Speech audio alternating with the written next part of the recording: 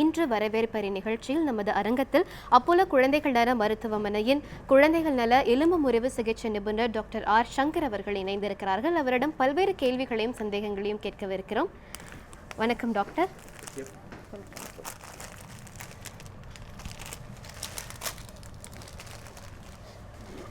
Sir, முதல்ல paediatric orthopaedics அப்படிங்கிறத பற்றி அது என்ன அண்ட் அதோட இம்பார்ட்டன்ஸ், அதுவும் இந்த டைமில் அதோட இம்பார்ட்டன்ஸ் எப்படி இருக்குது அப்படின்னு சொல்லுங்கள். இப்போ எப்படி நம்ம பெரியவங்களுக்கு ஒரு உடம்புக்கு சரியில்லை அப்படின்னா நம்ம ஜென்ரல் ஃபிசிஷியன் கிட்ட போகிறோம், எம்டி முடிச்சுட்டு ஜென்ரல் ஃபிசிஷியன் இருக்காங்க. அதே நம்ம குழந்தைக்கு ஒரு ப்ராப்ளம் அப்படிங்கிற போது நம்ம பீடியாட்ரிஷியன் கிட்ட போகிறோம். So there is lot of difference. குழந்தைங்களோட எலும்பு வந்து வளரக்கூடிய எலும்பு, அதில் ஏதாவது ஒரு பாதிப்பு வரும்போது அது அவங்களோட வளர்ச்சியவே பாதிக்கக்கூடிய நிலைமை இருக்குது. இதனால தான் பீடியாட்ரிக் ஆர்த்தோபெடிக்ஸ் அப்படிங்கிறது ஆர்த்தோபெடிக்ஸில் ஒரு சப்ஸ்பெஷாலிட்டி வந்ததுங்க.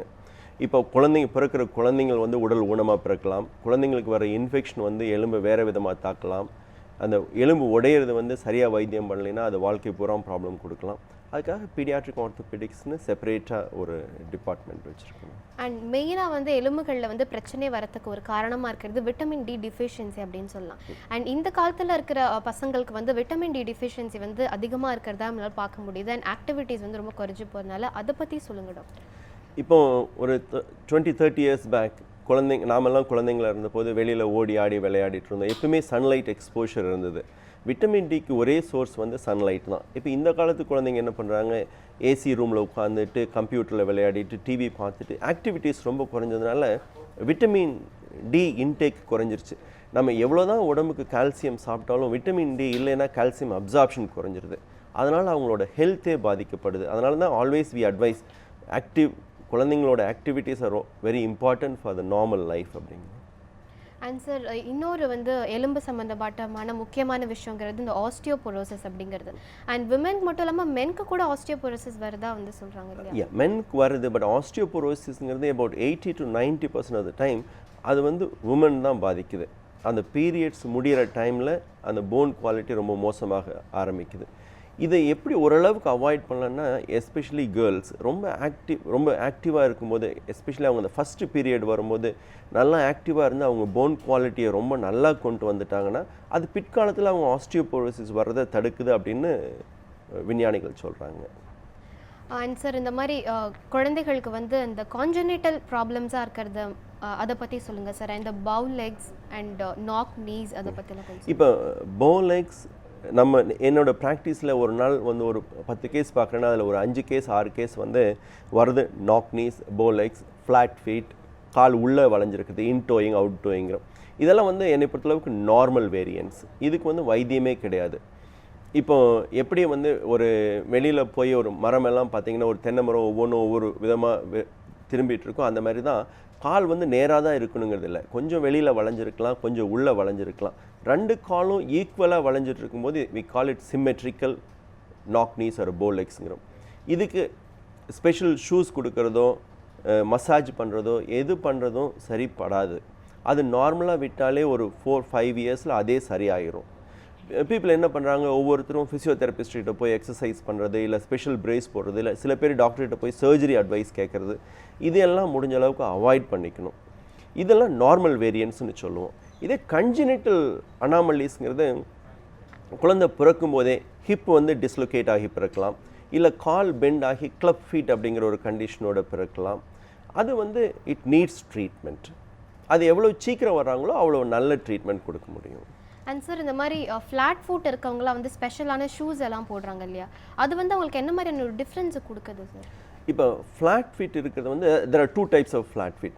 குழந்தை வந்து பிறக்கும்போது எல்லாத்தோட காலுமே ஃப்ளாட்டாக தான் இருக்கும். நம்ம ஃப்ளாட் ஃபீட்டுங்கிறது 4 வயசுக்கு மேலே தான் டயக்னோஸ் பண்ண முடியும். இது யூஸ்வலாக இதெல்லாம் ஃப்ளெக்சிபிள் டைப். அவங்க வந்து ஓடி ஆடி வரும்போது சதை லூஸாக இருக்கிறவங்களுக்கு ஃப்ளாட் ஃபீட் வரும். இதுக்கு வைத்தியமே வேண்டியதில்லை. இப்போ ரிஜிட் ஃப்ளாட் ஃபீட்டுங்கிறது 10 வயசுக்கு மேலே தெரியும். அது போனில் ப்ராப்ளம் இருந்தால் வரும். அது சர்ஜரியில் தான் கரெக்ட் பண்ணணும். சில பேர் ஆர்ச் சப்போர்ட் கொடுக்கறதுனால ஃப்ளாட் ஃபீட் சரியாதுங்கிறாங்க. That is not right. நம்ம ஆர்ச் சப்போர்ட் கொடுக்கறது மெயினாக வந்து ஷூ வேரை ப்ரிவெண்ட் பண்ணுறது, இல்லைன்னா பெயின் இருந்ததுன்னா அந்த பெயின் அவாய்ட் பண்ணுறதுக்காக தான் ஆர்ச் சப்போர்ட் கொடுக்குறோம். Good activity will sort out most of the problem. And sir, இந்த மாதிரி இன்ஜூரிஸ் வருது அண்ட் ஃப்ராக்சர்ஸ் வருது, இந்த மாதிரி போன் இன்ஜூரிஸ்லாம் ஒரு குழந்தைக்கு வரதோ ஒரு எல்டர்ஸ்க்கு வரதுக்கும் என்ன டிஃப்ரென்ஸு? இப்போ குழந்தைக்கு வரதே குழந்தைங்களோட போன் வந்து வளர்ந்துட்டே இருக்கிற போன்ஸ். அதே வந்து பெரியவங்களுக்கு வந்து வளர்ந்து முடிச்சது க்ரோன் போன்ஸ். அங்கே வந்து உடஞ்சதுன்னா நீங்கள் ஒரு பிளேட் போட்டு ஸ்க்ரூ போட்டு ஃபிக்ஸ் பண்ணிடலாம். இதே வந்து வளரக்கூடிய எலும்பில் வந்து நம்ம ஏதாவது பிளேட்டோ ஸ்க்ரூவோ போட்டோம்னா அது வளர்ச்சியை பாதிக்கலாம். இதே மேல் எண்டும் கீழே எண்டும் எலும்பில் வந்து அது வளர்ந்துக்கிட்டே இருக்கிற இடம், அந்த இடத்துல வந்து எலும்பு அடிபட்டதுனாலோ இல்லை அங்கே பிளேட்டோ ஸ்க்ரூவோ போட்டோம்னா அது வளர்ச்சியை பாதிக்கலாம். ஒன்று கால் குட்டமாகலாம், இல்லை அதிகமாக போயிடலாம், இல்லை கால் வெளிநோக்கியோ உள்நோக்கியோ வளைஞ்சிருக்கலாம். அதனால் இது ட்ரீட் பண்ணுறதே டிஃப்ரெண்ட்டாக ட்ரீட் பண்ணணும். அண்ட் இந்த போனோட வளர்ச்சிங்கிறது ஒரு எத்தனை வயசு வரைக்கும் சார் இருக்கும்? இது வந்து போனோட வளர்ச்சி வந்து ஆண்களில் வந்து 14-16 வயசு வரைக்கும், பெண்களில் வந்து 13-15 வயசு வரைக்கும் வளரக்கூடிய இது இருக்குது. பெண்களில் வந்து அவங்க பீரியட்ஸ் ஃபஸ்ட்டு பீரியட்ஸ் வந்து அதுக்கு பின்னாடி ஒரு அப் டு 1 இயர் தான் வளர்ச்சி இருக்குது. அதுக்கு மேலே அவங்க வளர்ச்சி கிடையாது.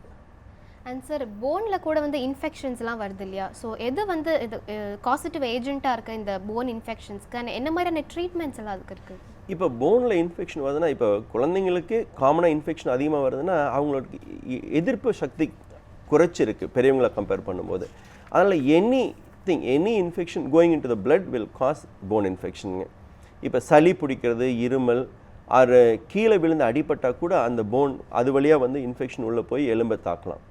போன் இன்ஃபெக்ஷன் வந்து எலும்பையும் தாக்கலாம், மூட்டையும் தாக்கலாம். இது ரெண்டுமே சீரியஸான கண்டிஷன். ஏன்னா அது வளர்ச்சியை பாதிக்கக்கூடிய விஷயங்கள். அது வந்து நம்ம சரியான நேரத்தில் சரியாக வைத்தியம் பண்ணலைன்னா அது வாழ்க்கை பூரா அந்த குழந்தைக்கு பாதிப்பு கொடுக்கும்.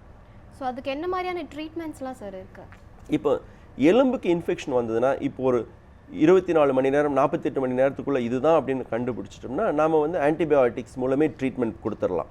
பட் இதே வந்து இன்ஃபெக்ஷன் ஜாயிண்ட்டுக்குள்ளே போயிடுச்சுன்னா அதை ஆப்ரேஷன் பண்ணி அதை சுத்தம் பண்ணலைன்னா அது ஜாயிண்ட்டை பாதிச்சிருச்சுன்னா அது வாழ்க்கை பூரா அவங்க ஊனமுற்றவங்களாகவே இருப்பாங்க. அவங்க நடை நார்மலாக இருக்காது. அதனால தான் செப்டிக் ஆர்த்ரைட்டிஸ்னு சொல்லுவோம். ஜாயிண்ட்டுக்கு இன்ஃபெக்ஷன் வருது.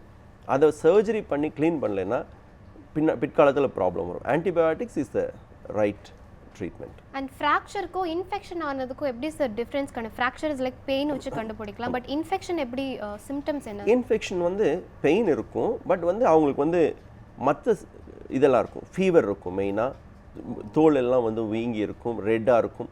இன்ஃபெக்ஷன் தொட்டாலே தெரிஞ்சிடும் உங்களுக்கு. சீல் பாயிண்ட் பண்ணி காட்டி கொடுக்கும். மூமெண்ட் ஜாயிண்ட்டில் சீல் பிடிச்சதுன்னா அந்த காலை மூவ் பண்ணவே மாட்டாங்க. பேரலைசிஸ் மாதிரி அப்படியே உட்காந்துட்டு இருப்பாங்க குழந்தைங்க.